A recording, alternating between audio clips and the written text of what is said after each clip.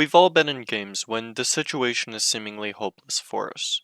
With no way out, we're all but guaranteed to lose. But even in those games, our win percentage isn't 0%. So what can we do to maximize our chances of eking out a win? For starters, we need to think about what the game would require for us to win. Obviously, to start, none of our opponents can win the game, along with us not losing the game. Then we need to make sure that we can at some point in the game take control and threaten closing out the game in our favor. Just two things. But those two things aren't exactly the easiest to implement considering there's so many minor subcategories to consider. It's difficult to understand the full scope and make the most optimal decisions in a given situation. So let's start with the first one. Our objective in a game we're behind in is to make sure that the game gets prolonged. We can't win a game that's already concluded, and the more turns we get, the higher chance we'll have to be in a position in which we can draw an answer, time it perfectly, and win the game. That means that even though there may be a control player that's assembling a lock on the board, we may want to target our removal towards the creature player that's about to alpha strike the entire table.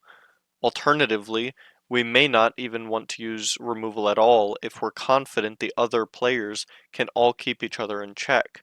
But that's a heavy judgment call that varies heavily from situation to situation. There's a logical fallacy that interests me particularly in the context of players' interpretations of board states and even in their politicking, and that's the false dichotomy. False dichotomy is when only two options are presented as the only outcomes, when in reality that's untrue. A popular example is that needs to be answered or we lose. For this purpose, we'll use this board state. You can sub in almost anything that works. Now, the claim being made is there are two outcomes. This gets dealt with and the game goes on, or we lose. But as unintuitive as it may be, it's actually a logical fallacy because the only claim that can truly be made is this gets dealt with or this doesn't get dealt with.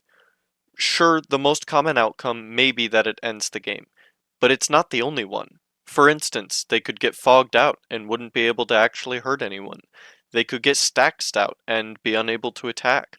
Or someone could theoretically give everyone Platinum Angels and the game can't end. That's nice, Tago, but how does this tie into the rest of the video? Well, dear viewer, this is where we need to take control and threaten a win. There's a popular term used in competitive games called fading. Put simply, fading is basically accepting that you can't win if the game goes a certain way, so you ignore that possibility and play towards your outs. This can look like many things: not blocking a big creature even though a combat trick could kill you, jamming a win condition even though your opponents could have interaction, or even just progressing your board in the face of a doomsday machine.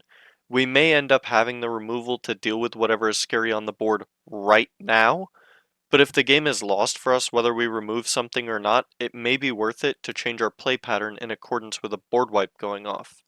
Maybe we save our removal and just ramp some more, just in case we get another untap step. After all, there are two other players that also don't want that opponent to win. This is how you end a video.